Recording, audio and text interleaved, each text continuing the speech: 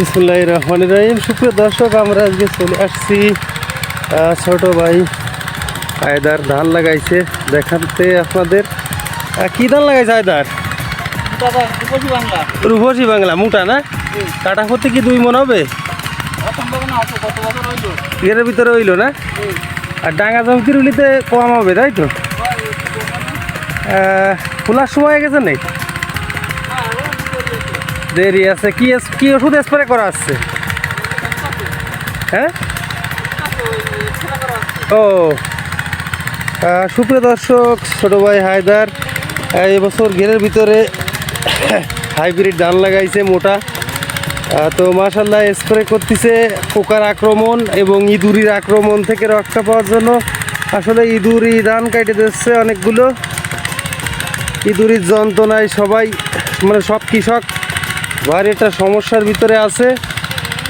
তো হায়দার বলতেছিল আসলে ইঁদুরি হাত থেকে রক্ষা পাওয়া যাচ্ছে না। এই জমিটায় আমি 2 বছর আগে ধান লাগাইছিলাম, আমিও একই সমস্যায় পড়েছিলাম যে ইঁদুরির যন্ত্রণা আসলে ভারী একটা সমস্যা।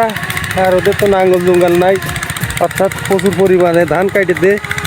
আর এই কিছুদিনের ভিতরে ধানে থোড় আসবে, আর তখন যদি ইঁদুরি কেটে দেয় তা আসলে এটা বলার মতো রাখে না, কষ্টদায়ক ব্যাপার।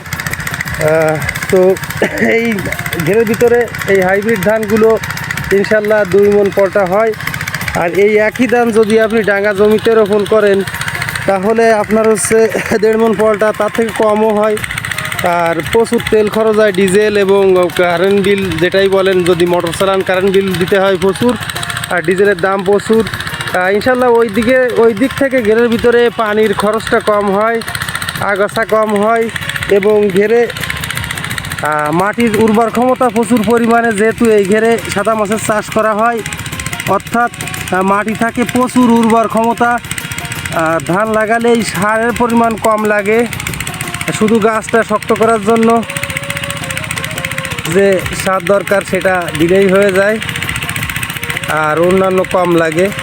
ডাঙ্গা জমিতে সারের খরচ বেশি, কীটনাশক খরচ বেশি, পানির খরচ বেশি, 2 দিন পর পর পানি দেওয়া লাগে ডাঙ্গা জমিতে। কিন্তু ঘেরের ভিতরে একদিন পানি দিলে ইনশাল্লাহ 6 থেকে 7 দিন ভালোভাবে থাকে।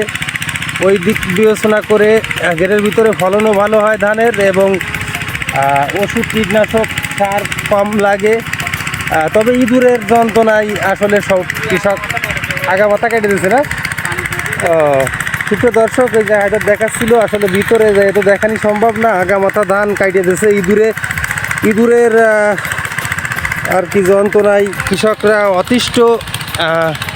অন্য জায়গায়ও কৃষকরা অতিষ্ঠ হয়ে যাচ্ছে ইঁদুরের যন্ত্রণায়। তো এক পর্যায়ে কৃষকরা ধান করা ছড়ান দেবে ইঁদুরের জন্য, এরকম একটা অবস্থা। তবে মাশাআল্লাহ ধানগুলো খুব ভালো হয়েছে, কিন্তু সমস্যা আছে ইঁদুরের, আর পোকামাকড় তো আছে, এই যার কারণে আজকে কীটনাশক দিচ্ছে ধানে, যাতে ধানগুলো সুরক্ষা পায়, সেই চেষ্টায় আছে ছোটো ভাই হায়দার। তো সবাই ওর জন্য দোয়া করবেন, ওর জন্য সুন্দরভাবে ধানগুলো ঘরে তুলতে পারে।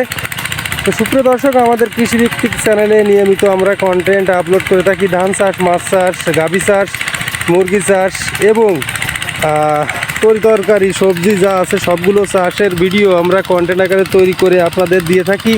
তো আমাদের চ্যানেলটি আসলে শখের বশের চ্যানেল, শখের বসে ভিডিও ছাড়া হয়, আমরা ইনকাম সোর্সের জন্য ভিডিও বানাই না।